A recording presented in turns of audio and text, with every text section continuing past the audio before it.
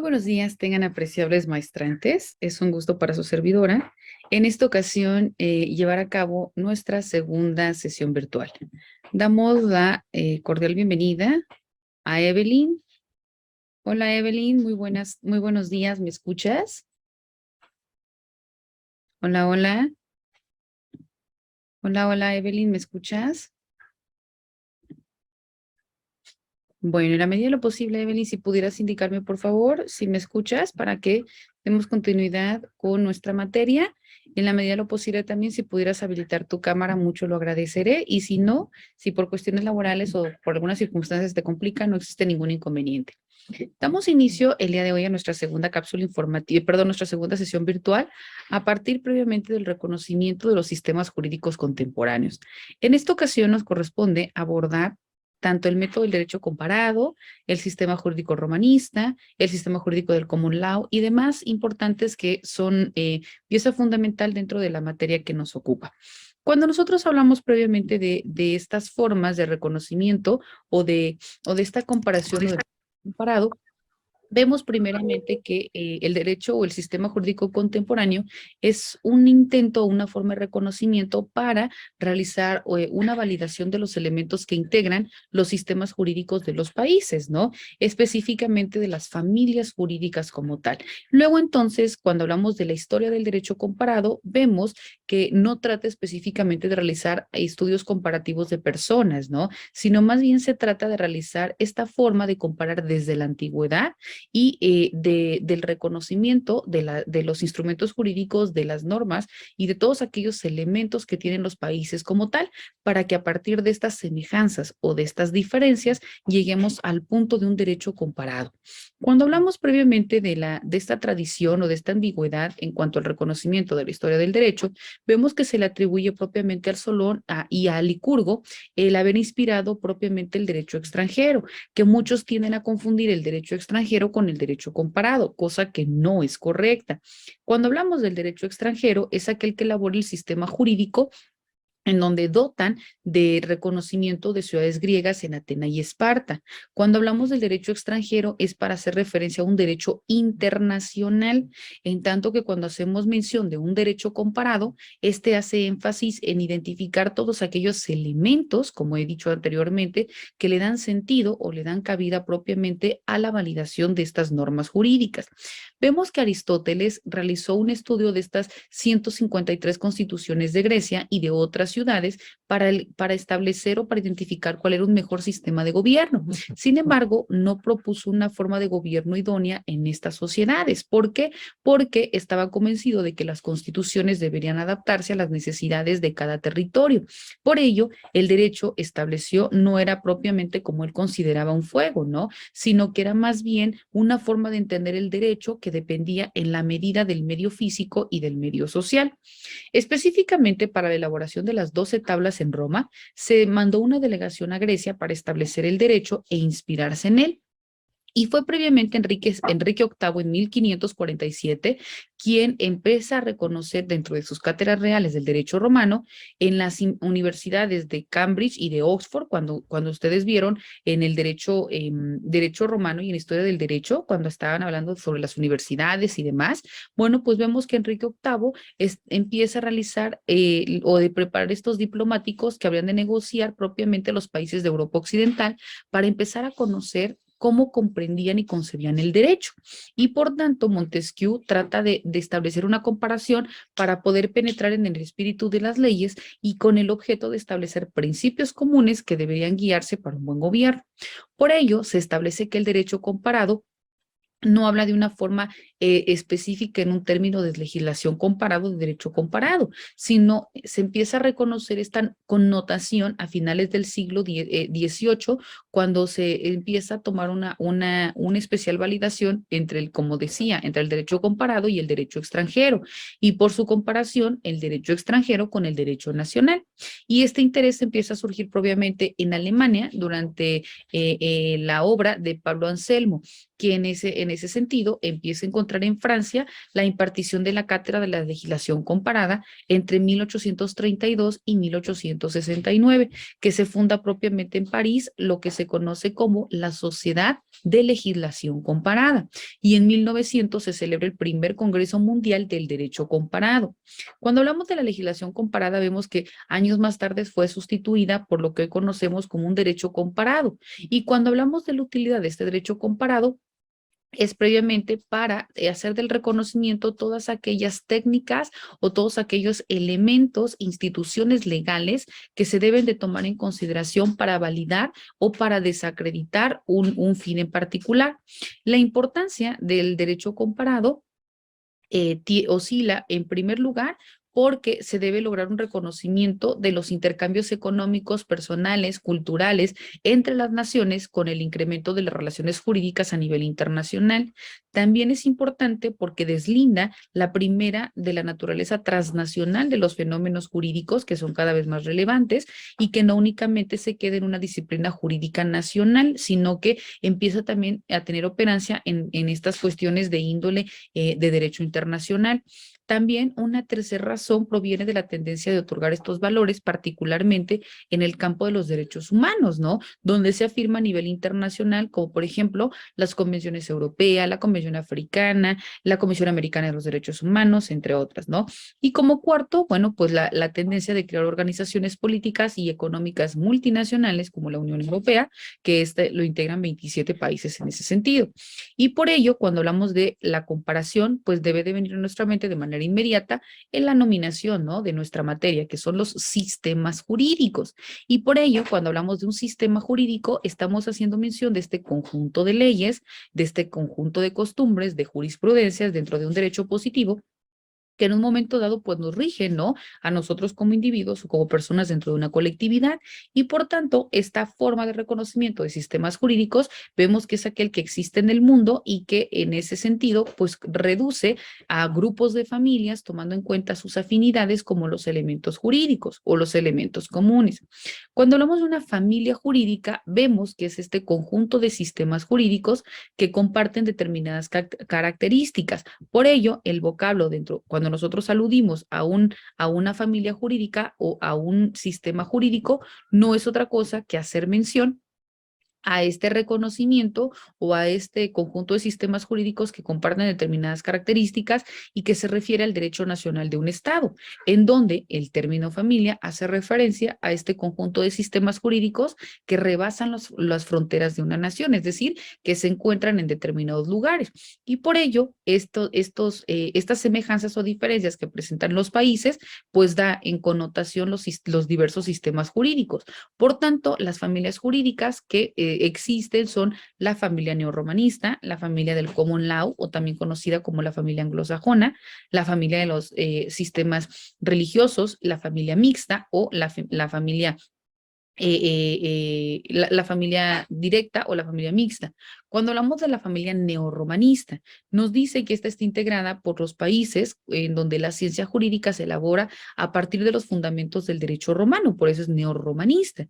Pero a la par del derecho romano también se conjunta o se fusiona con una tradición germánica y por ello se fusionan en el occidente de Europa, específicamente en el siglo VI, y da como consecuencia la familia neorromanista que tiene como principal estandarte la validación de la ley. Y nosotros, como México, es importante citar que nuestra familia jurídica pertenece a la familia neorromanista. ¿Vale? Después encontramos la familia del common law o también conocida como familia anglosajona.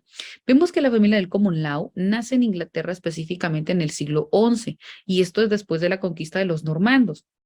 En este derecho se dice que se forma a partir de decisiones judiciales o de precedentes, ¿no? Es decir, cuando se acudía ante autoridades para que conocieran y para que resolvieran un conflicto, entonces si existía alguna duda, algún vacío, entonces resolvían en base a precedentes, es decir, en base a supuestos o en base a alineamientos que sus antecesores realizaron en ese mismo sentido y eso por ello toma la nominación de decisiones o de precedentes judiciales. Estos son emanados de los tribunales reales y a esta familia pertenece Gran Bretaña, Estados Unidos, Canadá, Australia, Nueva Zelanda, entre otros países, ¿no? Ahora bien, cuando hablamos de los sistemas, familia de los sistemas religiosos, Es importante que nosotros reconozcamos que la familia de estos sistemas religiosos como tal no constituye una familia porque son independientes entre sí, pero vemos que ninguno de ellos se agrupa en una pluralidad de derechos nacionales. Los sistemas religiosos presentan una característica donde es propiamente la religión y que no separa la religión del derecho, como lo que hicieron los romanos, ¿no? Que vimos que su principal elemento era tratar o su principal valor o poder radicó en la separación del clero y de la iglesia. Aquí en los sistemas religiosos nos dice que no separa la religión del derecho y lo más importante de estos sistemas es, vemos como estandarte pues se encuentra el musulmán, que es el derecho de una comunidad de fieles que profesa la fe islámica. Después encontramos la familia mixta o también conocida como la familia híbrida. Y esta es en donde existen algunos sistemas jurídicos que por las características muy particulares que presentan, pues resulta difícil poder clasificarlas dentro de una de las familias que ya existen. ¿Por qué? Porque presentan multiplicidad de características, es decir, presentan una característica de la familia religiosa, una de la familia neorromanista, una de la familia anglosajona, etcétera, ¿no? Entonces no puede caer en una sola nominación, por eso se le llama mixta, porque tiene características diferentes y que, o similares, ¿no? Diferencias y similitudes entre varias familias y que por tanto entra dentro de esta familia mixta, ya que están presentes elementos que pertenecen a dos o más sistemas distintos. Dentro de estas familias híbridas o mixtas encontramos a India, encontramos a Japón, encontramos a Israel, y vemos, pues, que esto es como lo integran las familias jurídicas dentro de un sistema jurídico. Ahora, ya que conocemos estas familias jurídicas y estos sistemas jurídicos, resulta por demás importante tomar en consideración el derecho comparado, donde la comparación y el método comparativo vemos que son la base del derecho, ¿no? ¿Por qué? Porque es una comparación del derecho donde vemos de manera literal, si no hay comparación, no hay derecho comparado. ¿Por qué? Porque vemos que como elemento distintivo o elemento importante, tomar en cuenta el derecho extranjero no es propiamente un derecho comparado porque no hay una comparación, pero el conocimiento del derecho extranjero es el antecedente lógico del derecho comparado. ¿Y por qué hablo del derecho extranjero? Porque al hablar de un derecho extranjero se toma como base el derecho nacional y al hablar de un derecho nacional vamos a regresar a las familias jurídicas porque debemos identificar qué elementos son los que tiene. Por ejemplo, si nosotros hablamos de México dentro de su familia jurídica, que es la neorromanista, tiene como principal elemento, ¿cuál es dentro de sus fuentes del derecho? La ley. Entonces, además de la ley, ¿qué otros elementos presenta la familia neorromanista, específicamente México? Ah, pues se encuentra la ley, la jurisprudencia, la doctrina, la costumbre, los principios generales del derecho. Estos son los elementos que para que yo pueda conocer un derecho extranjero o para que yo pueda integrar una familia jurídica, que debo primero identificar los elementos que integra el derecho nacional de cada país. Así puedo hablar de México, de Estados Unidos, de Canadá, etcétera, ¿no? Ya que conozco o ya que identifico su base o su derecho nacional, luego entonces puedo empezar a realizar una forma comparativa con algún otro país o con alguna otra familia. Entonces, por eso nos indica que dentro de esta forma de reconocimiento o dentro de esta validación o circunstancia para la aplicación del derecho comparado, se debe tomar en cuenta la función primordial de la comparación como mero ente del conocimiento, la comparación como examen entre uno o más ordenamientos diferentes, el método comparado con la forma o reconocimiento de otros métodos para llegar a el juicio comparativo. Y vemos también, como lo comentaba dentro de las cápsulas informativas, que el método comparativo se divide en dos, que es la microcomparación y la macrocomparación. Cuando hablamos propiamente de la microcomparación, bueno, nos dicen que son sectores o institutos concretos dentro de la creación de las normas jurídicas de cada país. Y la macrocomparación es la comparación que se refiere a ordenamientos contemplados en su conjunto. Por tanto, la comparación vemos que es una operación lógica que supone el estudio analítico de los ordenamientos o de todas aquellas instituciones que son examinadas a base de la consideración de los datos que se obtienen y que su contraste realiza entre una síntesis que emerge de una valoración crítica que contiene tiene un juicio comparativo. Cuando nosotros hablamos de este método o de esta forma también de reconocimiento del derecho comparado, pues también es importante identificar que esto ha surgido como objeto de análisis durante varios años y que es objeto también de estudios jurídicos comparativos en casi todos los países del mundo, específicamente en el mundo occidental, y que, como he dicho, surge a partir de la historia del derecho comparado como una disciplina autónoma, ¿no? Vemos que dentro de esta forma de reconocimiento del derecho comparado, en México se funda propiamente en 1940 el Instituto de Derecho Comparado, que era dependiente de la Facultad de Derecho de la UNAM y que luego se convertiría en una dependencia de Subsistema de Investigaciones de Humanidades, que tiene el nombre de Instituto de Investigaciones Jurídicas y que tiene como primer rector a Felipe Sánchez Román, ¿no? Y que a partir de la segunda mitad del siglo XX surge en gran medida como resultado de esta Segunda Guerra Mundial dos descubrimientos tecnológicos en esta forma de específica, que es la unificación del derecho por la vía legislativa, para lo cual son indispensables los estudios del derecho comparado. Y todo esto origina organismos de carácter mundial o regional, dentro de los que destaca la Comunidad Europea, hoy Unión Europea, así como la integración de los organismos que ha hecho necesario los estudios jurídico comparativos, ¿no? Y que ahí vemos propiamente como una forma de armonizar los diversos derechos nacionales. Y como te comentaba, es importante citar que en el siglo XIX el nombre del derecho comparado se empieza a utilizar y desde entonces subsiste esta polémica o esta forma de comparación. Si es importante identificarla como una cuestión que emana de la naturaleza del derecho o como un objetivo dentro de esta disciplina. Es importante también indicar que el derecho comparado al respecto, el profesor Guterich establece que dentro del derecho comparado, este se contempla por diferentes ramas. La primera es el derecho comparado descriptivo. Cuando hablamos de un derecho comparado descriptivo, nos dice que es una rama del derecho que se refiere al análisis de las variantes y que dentro de estas se pueden encontrar los sistemas jurídicos de dos o más países. Y por otro lado encontramos el derecho comparado aplicado, que este se encuentra como una rama que va más allá de esta mera obtención de información del derecho extranjero y que su utilidad puede hacerse tanto teórica como práctica. En el caso, cuando hablamos de una cuestión teórica, se refiere a un estudio comparativo, ¿no? Que puede tomarse en cuenta tanto para conocer las cuestiones filosóficas del derecho, para elaborar teorías abstractas o conceptos jurídicos o identificar las instituciones, etcétera, ¿no? Y cuando nosotros hablamos desde el punto de vista práctico, vemos que el derecho comparado pues se aplica para referir a todas aquellas reformas jurídicas, específicamente dentro de la unificación de los distintos tipos de derechos. También existe el derecho comparado abstracto o especulativo, y esta se dice que es una rama que se designa como derecho comparado puro y se utiliza obviamente la comparación para realizar esta forma de suma de conocimientos jurídicos.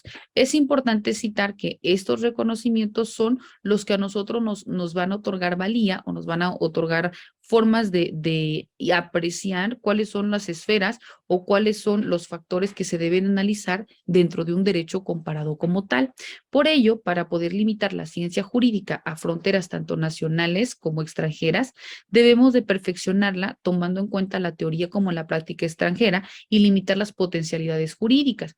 Es por ello que en el derecho nacional se ve influenciado por fenómenos y circunstancias internas como externas.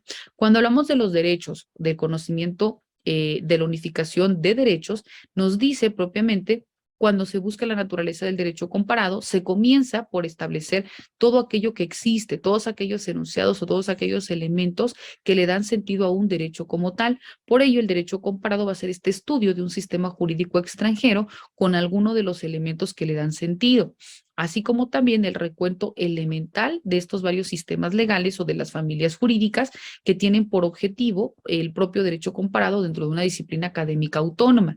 Y en un tercer lugar, que el derecho comparado no debe limitarse a establecer comparaciones, sino que también a tomarse en consideración como disciplinas intelectuales que rebasan el estudio neto de un derecho extranjero, con el fin de poder compararlo con el derecho propio y por tanto debe considerársele como el estudio de las relaciones de un sistema jurídico y de las normas con respecto de las otras, ¿no? Dentro de esta naturaleza de las relaciones vemos que también existen las razones de similitudes, las razones de las diferencias existentes, las razones de derechos diferenciales, los cuales se van a descubrir a través de estudios de la historia de los sistemas jurídicos, pero también dentro de sus normas.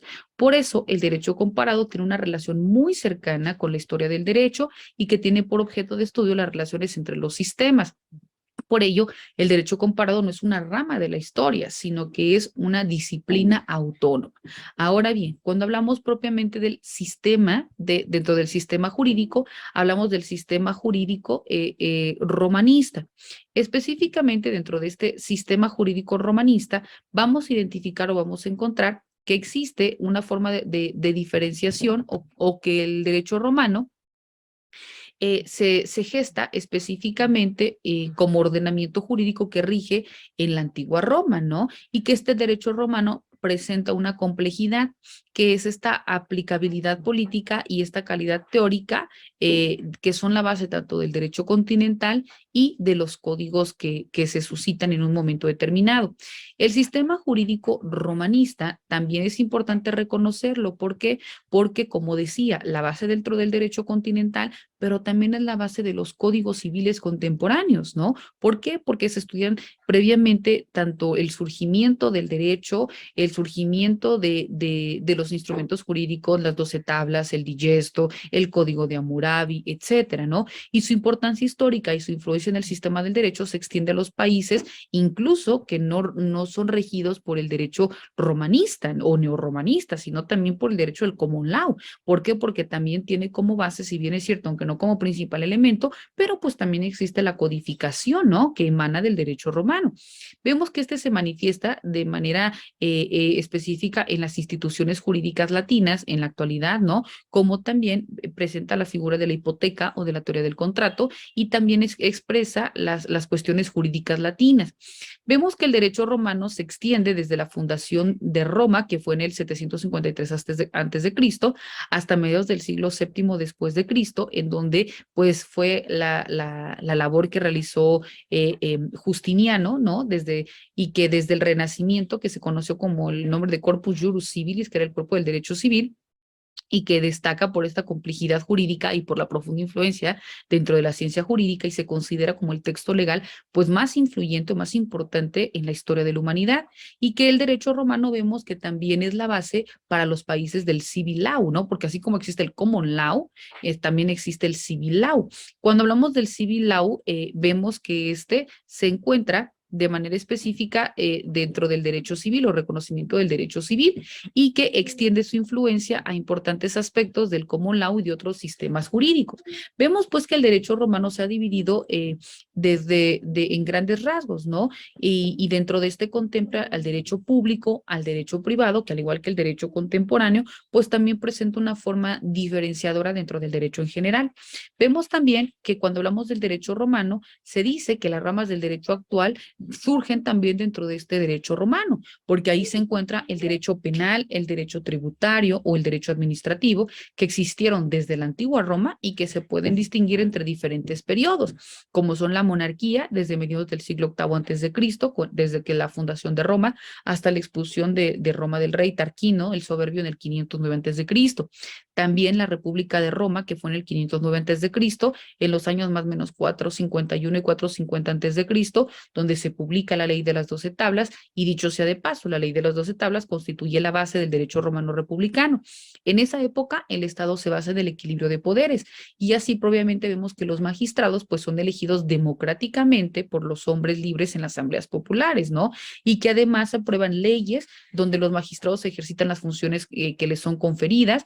El Senado se encarga de dictar resoluciones que son los senadoconsultos, ¿no? Los que tenían esta fuerza de ley. Entra también las crisis que atraviesa Roma en el siglo I antes de Cristo y finalmente se termina con la degeneración del sistema republicano que culmina previamente con el otorgamiento en la práctica por el Senado del poder absoluto en el Estado romano a Octavio Augusto en el siglo XXVII antes de Cristo. Luego aparece el Principado, que es del 27 antes de Cristo hasta mediados del siglo II de esta época, ¿no?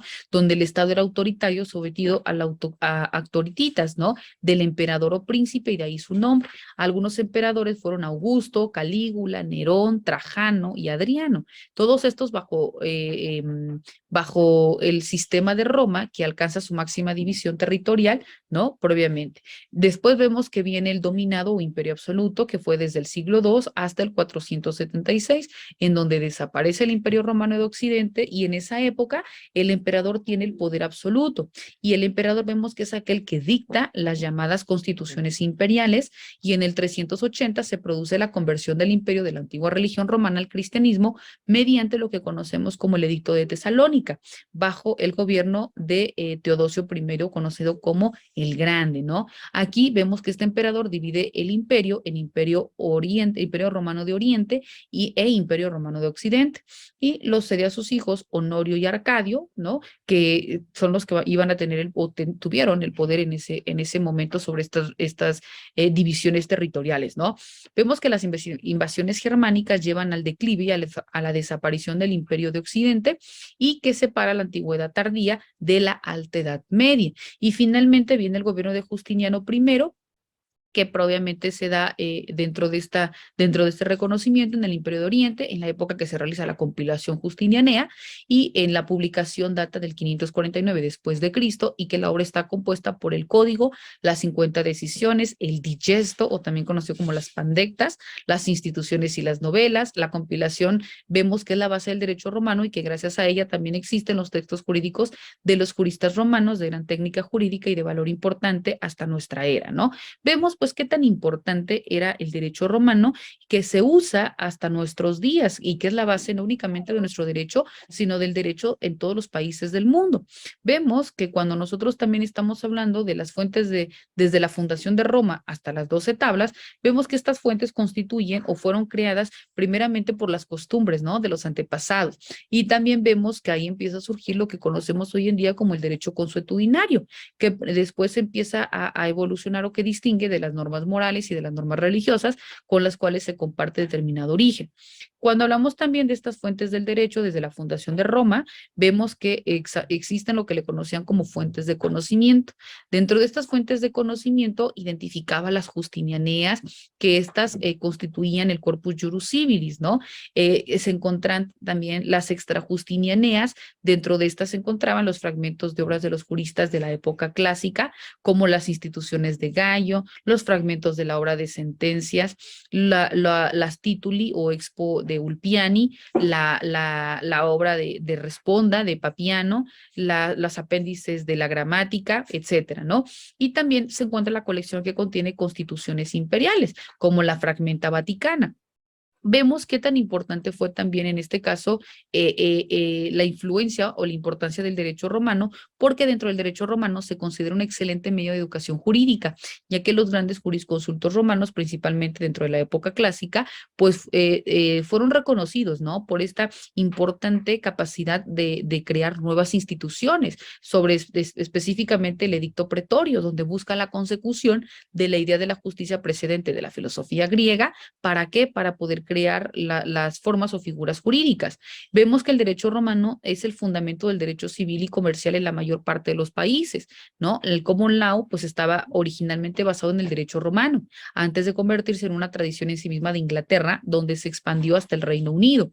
Y también los llamados sistemas de derecho continental, que encuentran su base directamente en el derecho romano, y específicamente en el sistema legal en los países de Europa Occidental y de Sudamérica, donde se encuentra previamente como el sistema o como el código napoleónico dentro de los sistemas latinos, perdón. Vemos también otro de los sistemas jurídicos que también es de suma importancia, es el sistema jurídico del common law, y que el common law no es otra cosa que cuando nosotros hablamos del sistema jurídico del common law, vemos o tratamos de identificar que uno de los principales países, ¿no? Que toma o que reconoce la existencia del Common Law es precisamente Estados Unidos, y que el sistema del Common Law en el derecho inglés es de vital importancia porque empieza a tomar operancia o empieza a otorgar esta forma de reconocimiento a partir del análisis de los modelos ingleses y norteamericanos,